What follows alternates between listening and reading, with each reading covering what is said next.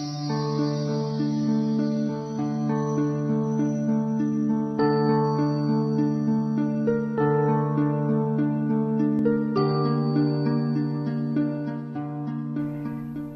talk specifically about physical punishment, because in fact, for one thing, that's what people think is discipline in many cases, or they equate physical punishment with punishment.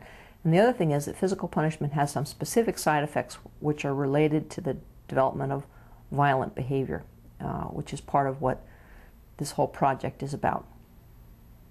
People may say, well, it works, and nothing else works when I hit him.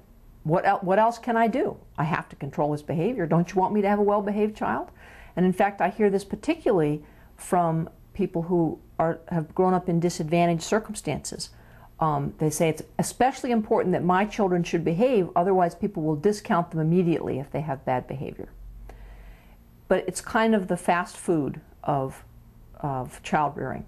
And that is, yes, a good swat will stop the behavior for the moment. It will. But what people don't look at is what the longer-term consequences are.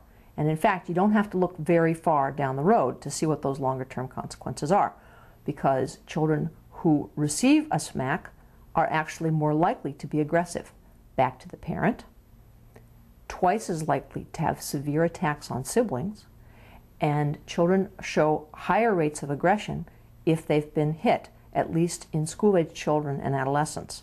And I'll say some more about that later. But even in preschool children, which is the main group that people argue that they require hitting to raise these children properly, if the children do not identify with their fathers, they have increased aggression. And that constituted 1/3 of preschool children did not have that kind of warm relationship with their father that would protect them from having an aggressive response to being hit as a form of discipline. And what do we know about the effect of this on children? Well, in school-age children, it clearly increases aggression. It also increases non-family criminal type activity, juvenile delinquent activity.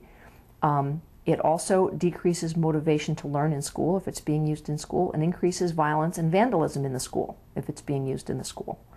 If it's being used only at home, we also know that children at school age start lying and becoming sneaky, and it causes them to avoid the punishing parent, which means that that parent has less opportunities to instruct them in positive ways, or to even have a relationship with them, which is the key to their overall development as a whole, and of course not what parents would want. They certainly want to have a good relationship with their child. So it basically drives the school-age child away from the parent in those ways. It increases sibling rivalry and sibling aggression, as I mentioned earlier, and it has all of those effects in simply the school-age child. Now, what about in adulthood?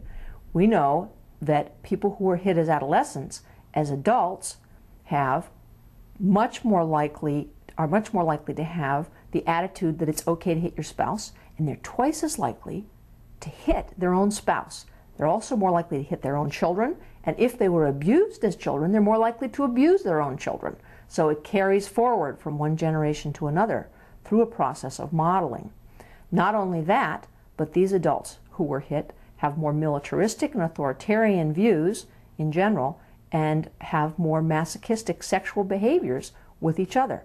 It's as though the connection has been made between being given pain by someone you love, so that it can distort even that most intimate and personal part of adult relationships.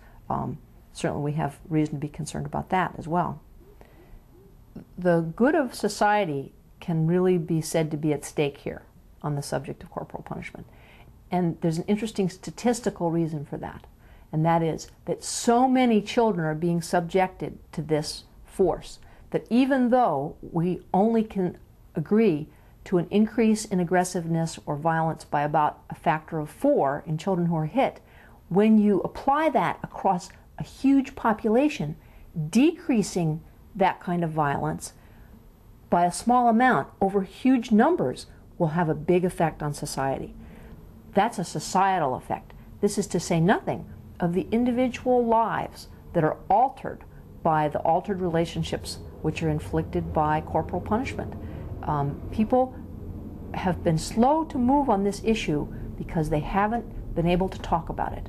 And I hope that one of the effects of this documentary will be to get people to discuss it and to start to understand that there's information to be had and that there are better ways of doing things so that individual lives can be helped along the way. But I also see this as a huge kind of societal mission for us to move forward in our humanity rather than limiting the prospects of children because of carrying forward this fairly archaic way of raising them.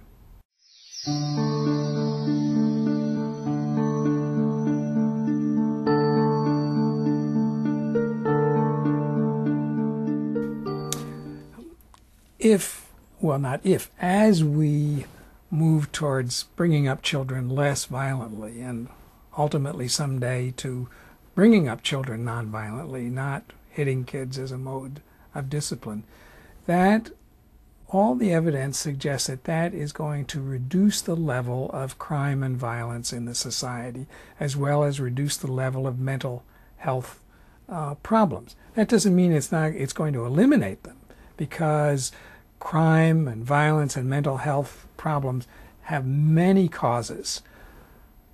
Spanking kids is only one of those causes, but it's probably not even the most important cause, but it is an important cause.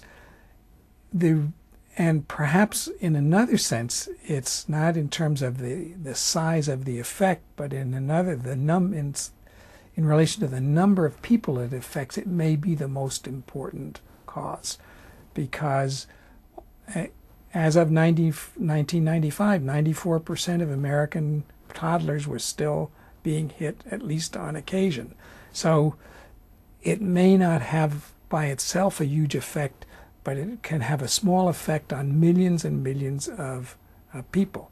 Now, that's assuming that the child is only spanked rarely.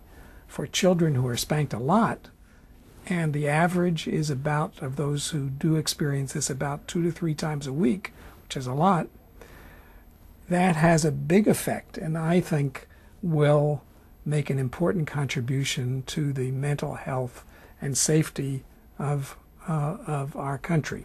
So that being spanked, being hit as a child is not good for children.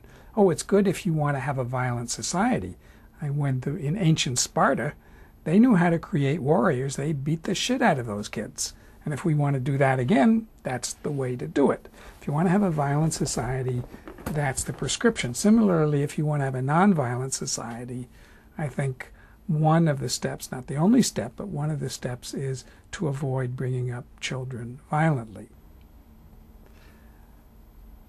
I think as we move into the next century, and are hoping for a more humane and more violent society and less violent society, one of the steps that everyone can take, we all wonder, what are we going to do to reduce violence? Well, here's something that everyone can do, because everyone either was or is a parent and can influence their children, and that is to end bringing up children violently. That is to stop hitting children, to stop spanking. That's not going to do it by itself, but it will make an important contribution to that effect, a statistically measurable, important contribution. What it boils down to is a general principle, namely that violence, like charity, begins at home. When I emphasize the way in which hitting children, bringing up children with corporal punishment, that is, bringing them up violently, helps create a violent society, a less humane society, I don't mean that that's the only cause. There are lots of other things that are going on, and changes in society. Historical change is very complex. At the same time that good things are happening, bad things are happening, and it's the net balance of them overall.